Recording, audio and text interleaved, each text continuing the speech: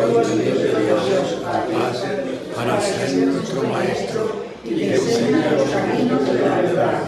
Las palabras que oímos de ti son espíritu y son vida. Pero tú, libro del Señor, tú solo, tú que diste tu vida por nosotros y nos compraste para Dios con tu sangre. Danos a conocer los misterios del reino de Dios y las novedades eternas de tu corazón. Descúbrenos los tesoros de la sabiduría y de la ciencia de Dios que en ti se ocultan.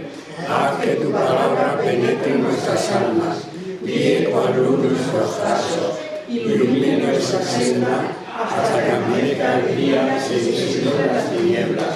Tú que vives y reinas por los siglos de los siglos. Amén. Muy bien. ¿Podéis decirle que griten un poco más bajito?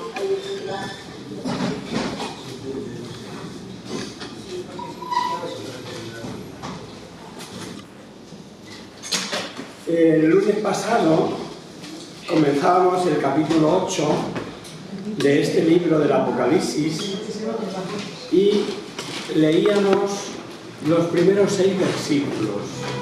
No sé si lo recordáis. Cuando el Cordero abrió el 7º sello, se hizo en el cielo un silencio como de media hora. Entonces vi a los 7 ángeles que están en pie delante de Dios. Les dieron 7 trompetas. Después vino otro ángel que se paró de pie junto al altar con un incensario de oro. Le dieron muchos perfumes para que los ofreciese juntamente con las oraciones de todos los santos sobre el altar de oro colocado delante del trono. Y de la mano del ángel el humo de los santos. Después el ángel tomó el incensario, le llenó de fuego del altar y lo lanzó sobre la tierra. Entonces se produjeron truenos, relámpagos, voces y terremotos. Y los 7 ángeles que tenían las 7 trompetas se dispusieron a tocarlas. Eso fue lo último que citamos, lo último que leímos. Y os decía, el próximo día comenzamos con esta cita comentándola. Así pues, y para todos, estamos en el capítulo 8, en los primeros 6 versículos. Tengo la voz tomada, voy a hacer lo que pueda. La visión que hemos leído desborda las palabras, los símbolos y hasta el pensamiento. La visión de cuanto narra este capítulo 8 es una de las revelaciones más abrumadoras de los castigos para quienes desoyen el mensaje de Dios. Y es un misterio de amor. La dureza de los azotes es el único arma que Dios tiene para que, respetando la libertad, se salven, que es lo que Dios quiere. Porque claro, muchas veces nosotros los humanos tendríamos la tentación de cortar por lo sano. Bueno, pues no lo he hecho bien, se da 2 tortas como al niño que desobedece y arreando. No. Nos ha creado libres. Y nuestra respuesta tiene que ser completamente libre, sin ser coaccionados. Este es el entorno en el que podemos pensar que sucedan estos castigos. ¿Por qué? Pues porque, respetando la libertad, lo que Dios quiere es que se salven.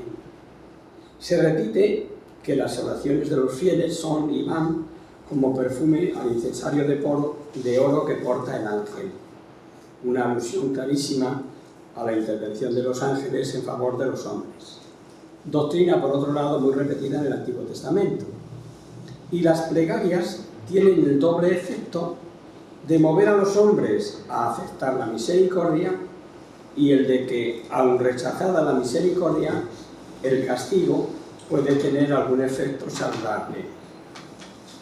En la visión, el fuego santo, al caer sobre la tierra contaminada con las iniquidades de los hombres, viene a revelar ese estado de maldad que reina en ella, y ese fuego al caer es como si fueran potentes bombas capaces de producir trastornos cósmicos, que es lo que se nos revela a continuación. ¿Alguna voz que lea del 7 al 12 de este capítulo 8? Y tocó el primero la trompeta, y hubo granizada y fuego mezclado con sangre, y fueron arrojados sobre la tierra. Y quedó abrasada la tercera parte de la tierra, abrasada la tercera parte de los árboles, abrasada toda la hierba verde.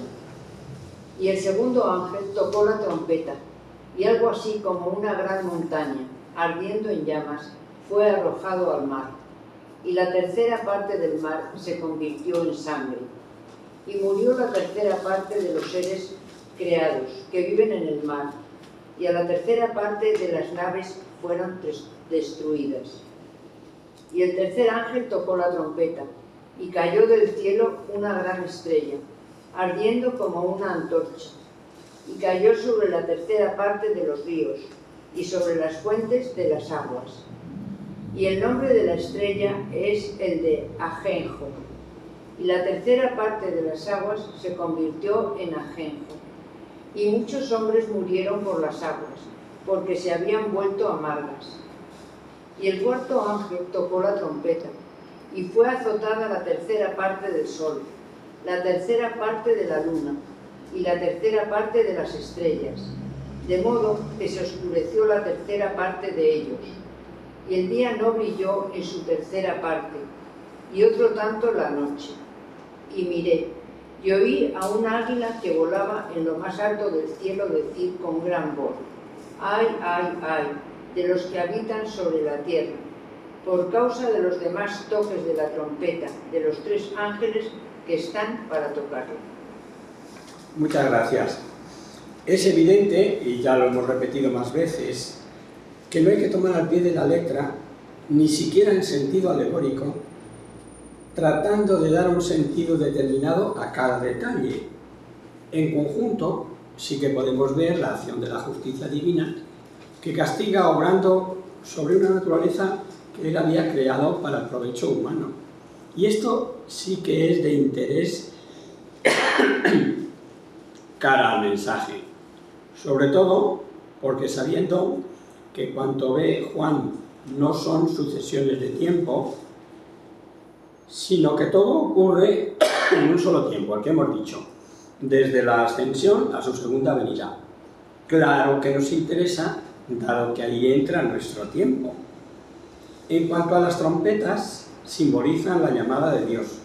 Así lo dijo Jesús: serán escogidos, convocados desde los cuatro vientos. Eso es San Mateo, ¿eh? Y así lo repite San Pablo a los Corintios. En un instante, en un abrir y cerrar de ojos, al último toque de la trompeta, y afirma Pablo, pues tocará la trompeta, los muertos resucitarán, etcétera, etcétera.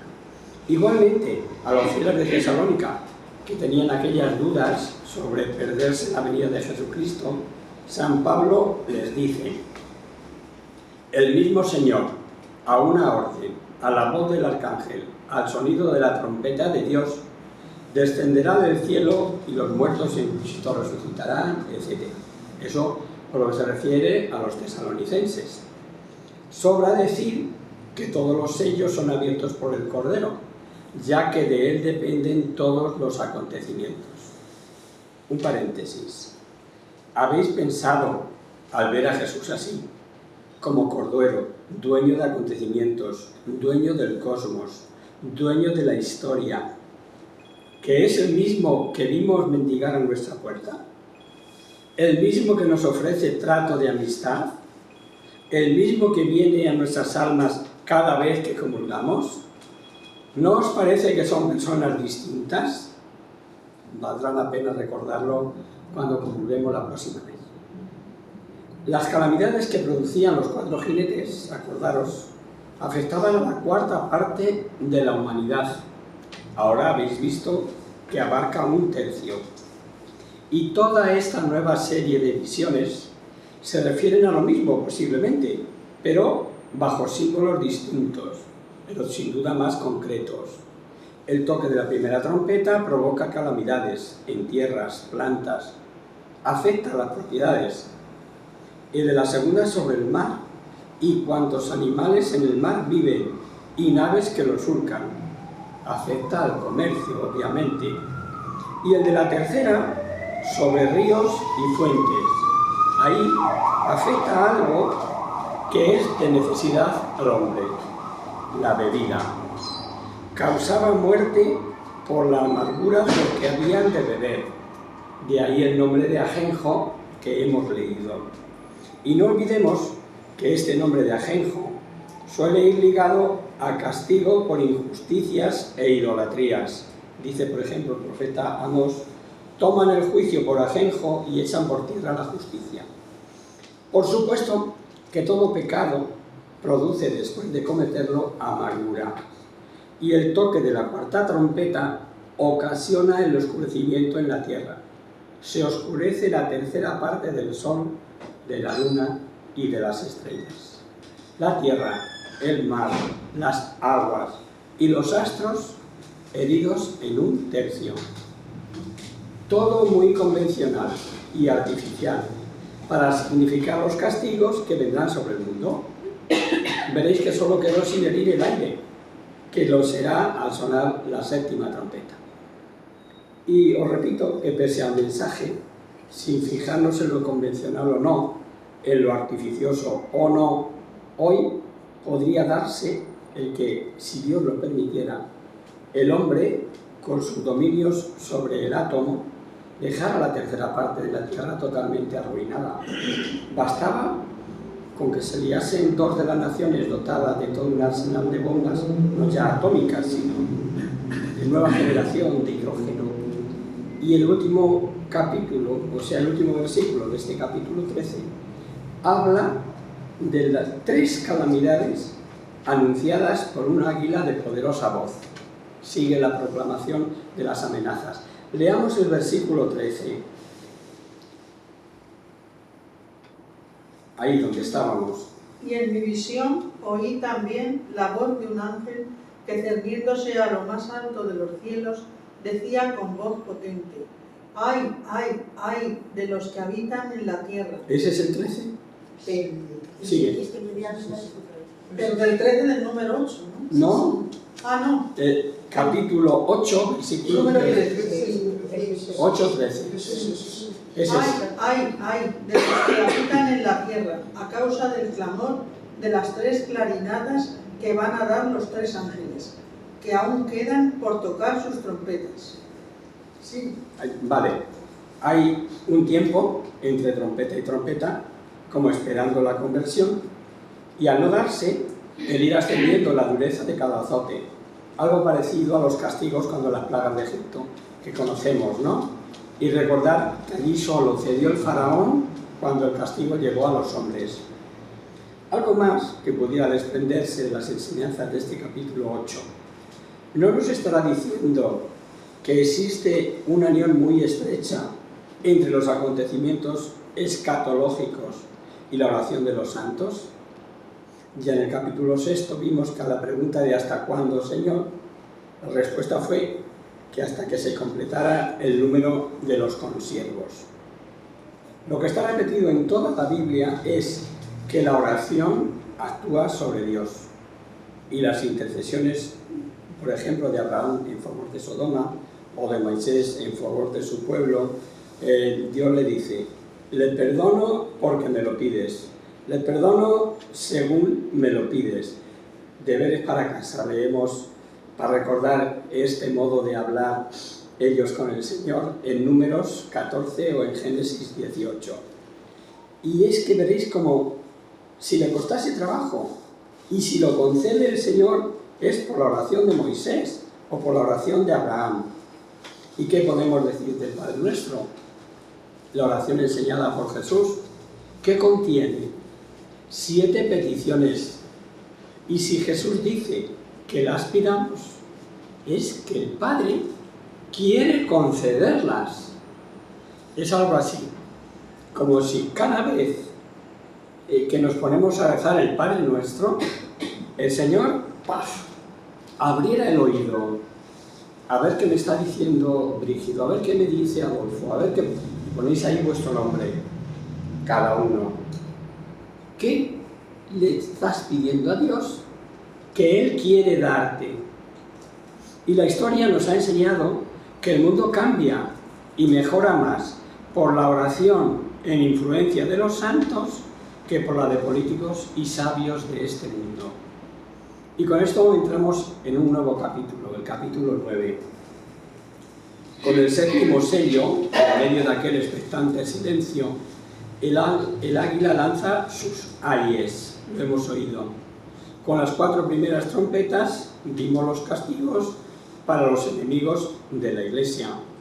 Atónitos los seres celestiales y dañada la tercera parte de la vegetación, mares, ríos, fuentes y seres celestes, terminó con los avisos de algo peor dados por el águila. Anuncia, y se dirá en este capítulo 9, los castigos que producirán la 5ª y la 6ª trompeta. Ya sabéis que cada castigo es peor que el anterior, y en cada uno se busca el arrepentimiento. Y si no basta, se recurre a uno peor, al igual que Moisés castigó al faraón con las plagas, como os ponía el ejemplo, que es lo más parecido que podemos encontrar. Pero antes de comenzar la lectura del capítulo 9, y conscientes de que me podéis llamar con razón pesado por las repeticiones, primero, no veamos orden lógico en las imágenes posiblemente plásticamente irrealizables, ni tampoco de su coherencia. Preocupémonos, eso sí, del mensaje que nos diga cada fracción por separado. Y no olvidemos que, al igual que los avisos sobre sentidos típicos, hay acontecimientos, avisos, llamadas, que siendo por y para tiempos concretos, a veces contemporáneos al autor que escribe, proyectan futuras realidades, avisos, llamados para épocas futuras. Aquel profeta santo y culto, Isaías, poeta, cuando en su capítulo 61 habla de que el Espíritu del Señor está sobre mí, está diciendo una realidad presente que podemos cifrar pues, en 700 años antes de Cristo, que es Isaías, y al propio tiempo está narrando lo que sobre sí decía Jesucristo en la sinagoga de Nazaret. ¿Cuánto? 700 años después. Porque estas mismas palabras que lee Jesucristo en la sinagoga de su pueblo, añade a continuación: hoy se cumple esta profecía. Lo recordáis, ¿no? En su pueblo, en la sinagoga de Nazaret. Y hay unanimidad de pareceres sobre las profecías de Jesucristo, que se refieren tanto a la destrucción de Jerusalén como al fin del mundo, y van dichas de seguido, valiendo para ambos acontecimientos. Esto ya ha salido anteriormente, ¿no? Está en Lucas 20 y está también en Mateo. Y si repito todo esto es que veréis que no son pocos los comentaristas que opinan que Juan se refiere en este capítulo 9 a visiones sobre acontecimientos de su tiempo y el que están viviendo, ¿no? Y ven, por ejemplo, referirse a los partos, azotes del Imperio Romano con sus cabelleras, lo entenderemos mejor al oír el texto, sus corazas, su famosa caballería, con colas como serpientes que ocasionaban enormes daños. No lo rechazamos, pero no olvidamos lo que he dicho anteriormente, porque sin duda son símbolos de todos los continuos ataques del mundo contra los marcados. ¿Quiénes eran los marcados? Los elegidos. ¿Y de los de aquí? Todos. Eso es lo que quería oír. Que no nos fijemos que eso es algo que leemos ahí en el Apocalipsis, que está hablando de nosotros, que está hablando de la historia de la Iglesia real, que estamos inmersos en este mensaje apocalíptico, aunque nos resulte de difícil interpretación. Un detalle más. Para entender las imágenes que vamos a escuchar, nos habría ayudado el haber vivido en el Próximo Oriente y haber sufrido esas plagas de millones y millones de langostas que todo lo arrasan, que dejan nublada la luz del sol. ¿Os acordáis alguno de la película Cuando ruge la marabunta? Sí, ¿verdad? Bueno, pues algo así. Leamos del capítulo 9, del 1 al 12. El quinto ángel tocó la trompeta y vi una estrella que había caído del cielo sobre la tierra, y le dieron la llave del pozo del abismo. Cuando ella abrió el pozo del abismo, subió del pozo un humo como de un gran horno, de suerte que el sol y la atmósfera se oscurecieron. Del humo salieron langostas que se esparcieron sobre la tierra, y a las que se dio un poder semejante al de los escorpiones de la tierra. Pero se les ordenó que no hicieran daño a la hierba, al verde y a los árboles, sino solamente a los hombres que no tuvieran la señal de Dios en la frente, pero que no los mataran, sino que los torturaran durante 5 meses con un dolor semejante al que produce la picadura del escorpión. En aquellos días los hombres buscarán la muerte, pero no la encontrarán. Desearán morir, pero la muerte huirá de ellos. Las langostas se parecían a caballos preparados para la guerra. En sus cabezas tenían coronas como de oro, y sus rostros eran como los de los hombres. Tenían los cabellos como los de las mujeres, y los dientes como los de los leones. Su pecho como una coraza de hierro, y el rumor de sus alas como el ruido de carros de muchos caballos que corren a la batalla. Sus colas, como las de los escorpiones, con aguijones, tienen el poder de dañar a los hombres durante 5 meses. Tienen como rey al ángel del abismo. Su nombre en hebreo es Abadón, y en griego Apolión, el exterminador. El primer ay ha pasado. Quedan todavía 2 ayes. Muy bien. No cabe duda de que San Juan nos ofrece la descripción de una verdadera invasión de demonios salidos del abismo y bajo extrañas formas, narradas con diversos símbolos: rapidez propia de caballos de guerra, sagacidad propia de hombres, así aparecían sus rostros, falsa realeza, pues sus coronas no son de oro, sino semejantes, como dice el texto, engaños atractivos simbolizados en cabellos de mujer, voraces como langostas, insaciables, alas, son ángeles caídos, no lo olvidemos, venenosos como escorpiones. Es preciosísimos los símbolos del poder y malicia que se nos narra de los demonios. Salen del abismo por poder del maligno,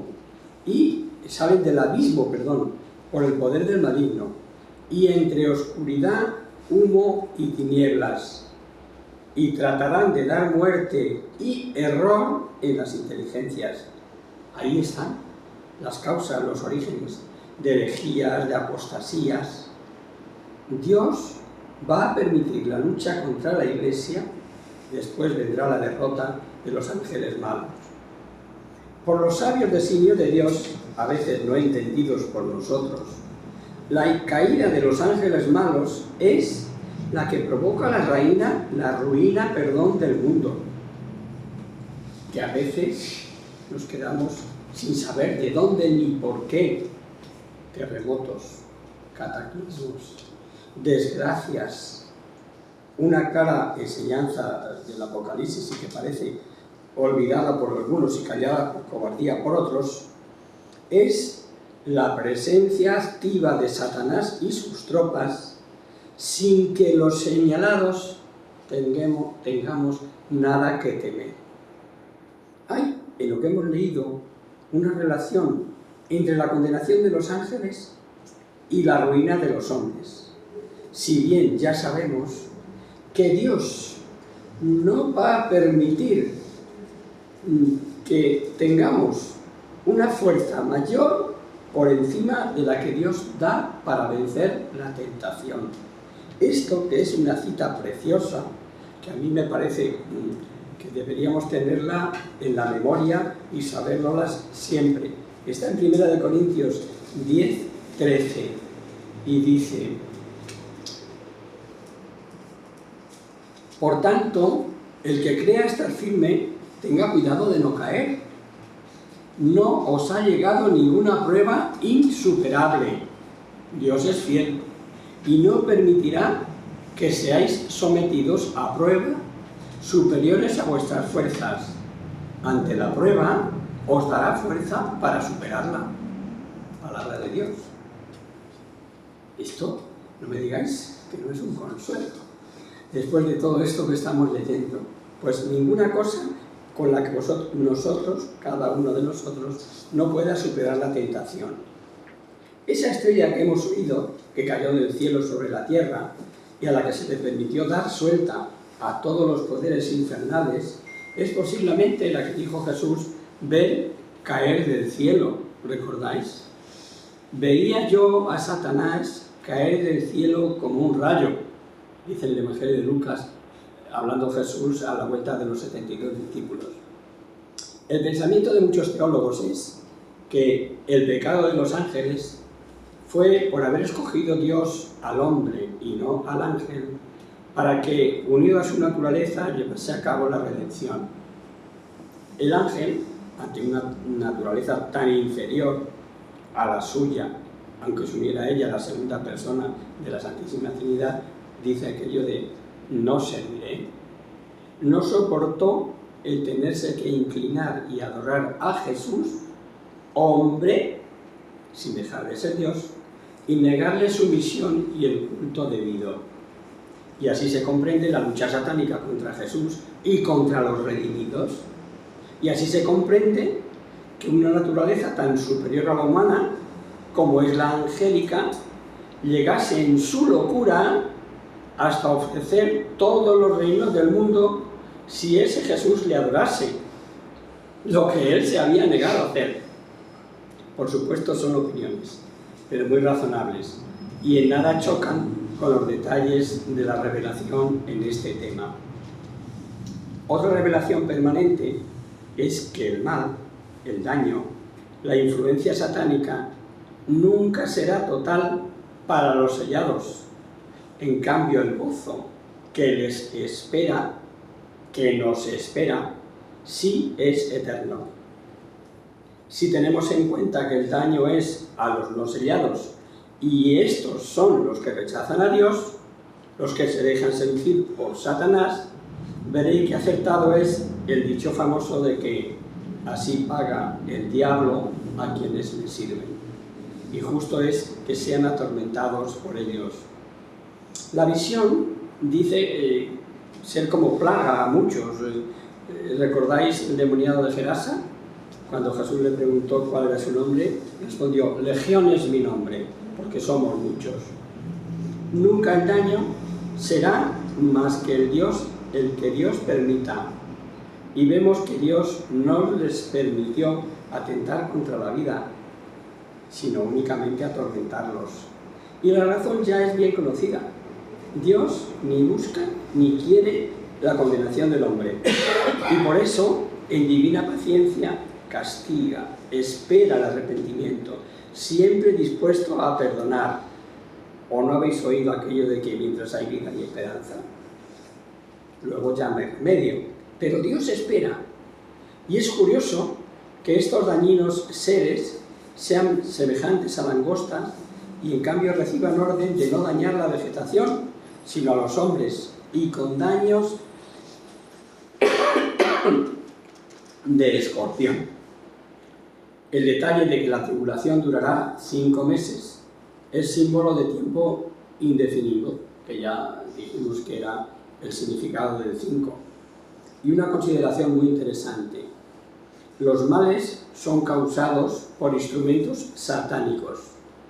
Todos los males que atormentan al hombre, terrorismo, guerras, tráfico de drogas, trata de blancas, abuso de todo tipo, y ahí están los listos de este mundo, con reuniones sobre derechos humanos, falsos pacifistas, demagogos de profesión, y nada de nada.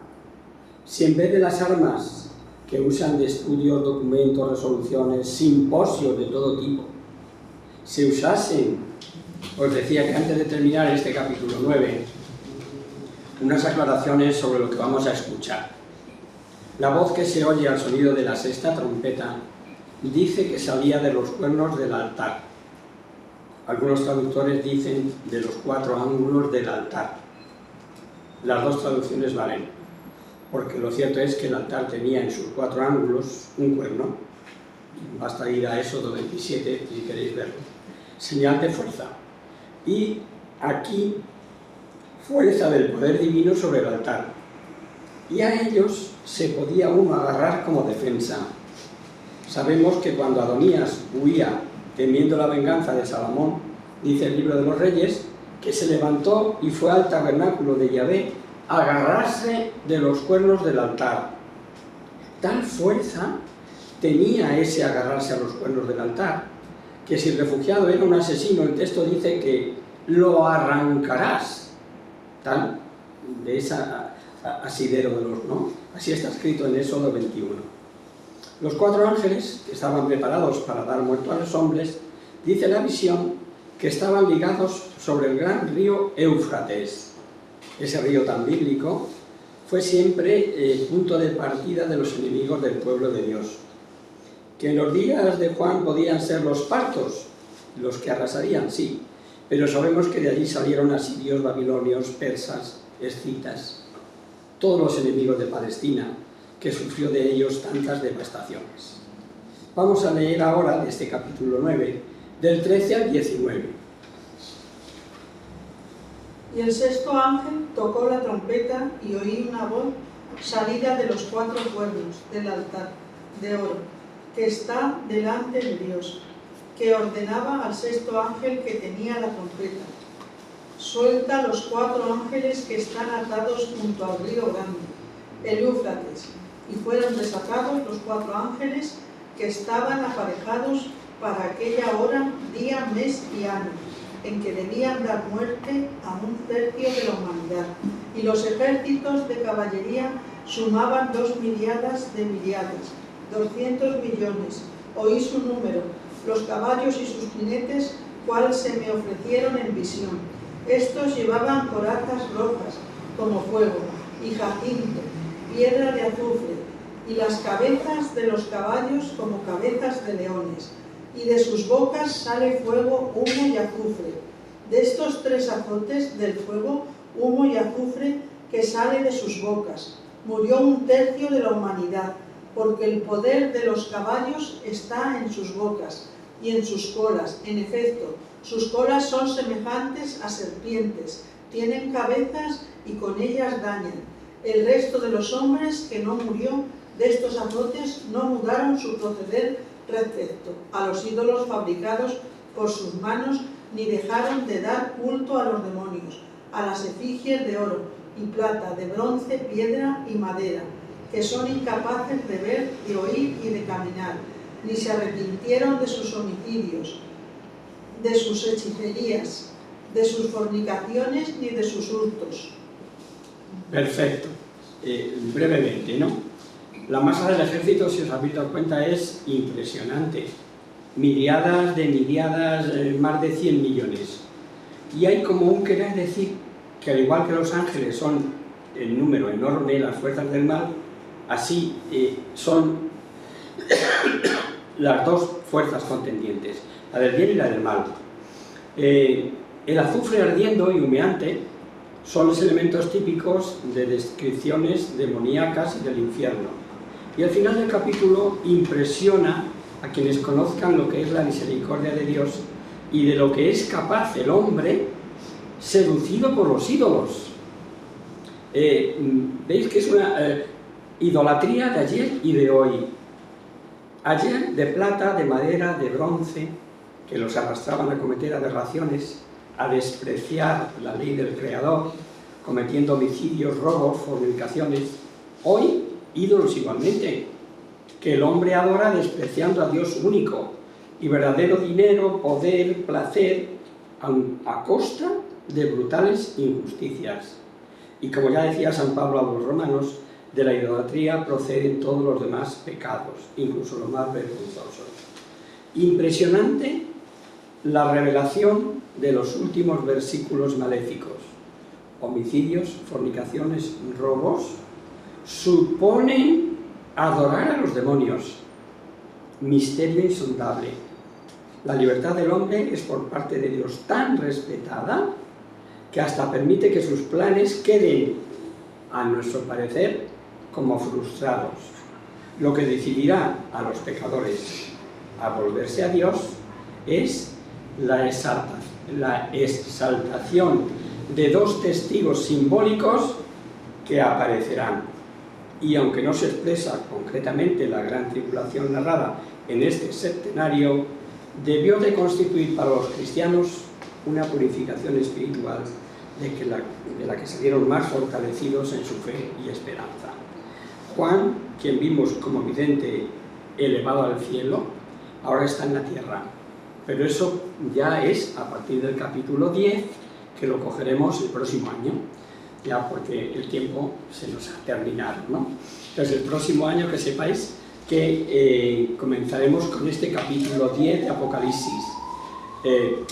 Como es a veces tan repetitivo, en estas vacaciones procuraré hacer resumen del texto para ver si llegamos al capítulo 12, ya con la aparición de la Virgen, en fin, con otro aspecto del Apocalipsis que es el final esperanzador. Ese se nos va a hacer cortito después de ver todo esto, pero bueno, hay que pasar por esto, ¿no? Entonces, solo quiero desearos una feliz Navidad a todos, que paséis lo mejor que podáis, que no nos olvidemos de lo más importante de estos días, que son las gambas. Ah, no, que es el niño Jesús, no las gambas. Entonces, pues eso, nos vemos a la vuelta, que será el 13, sí, el 14, lunes 13 de enero, ¿vale? Pues venga, empezamos a la lunes 13 de enero, volvemos de vacaciones, rezamos a la Virgen. En el nombre del Padre, del Hijo y del Espíritu Santo. Amén. Virgen de la luna, de luz del cielo, en cuyo rostro se miran los santos y se contemplan los ángeles. Haz de nosotros tus hijos, nos acercamos a ti, y que nuestra perfección un cambio que esa belleza tuya, que no decaiga con los años, sino que brille en la eternidad. María, Señor del cielo, despierta la vida de la muerte, e ilumina los espíritus en que haya tinieblas. Reflejando en el rostro de tus hijos, concédenos tu destello de tu luz y tu fervor. María, poderosa como un ejército, concede a nuestra ciudad victoria. Somos tan débiles y nuestros enemigos se sobrevecen con tantos estragos, mas con tu bandera nos sentimos seguros del eterno. Él conoce el poder de tu pie y teme la majestad de tu mirada. Sálvanos, María, bella como la luna, única como el sol, temible como un ejército ordenado, levantado en pie de guerra, no por el odio, sino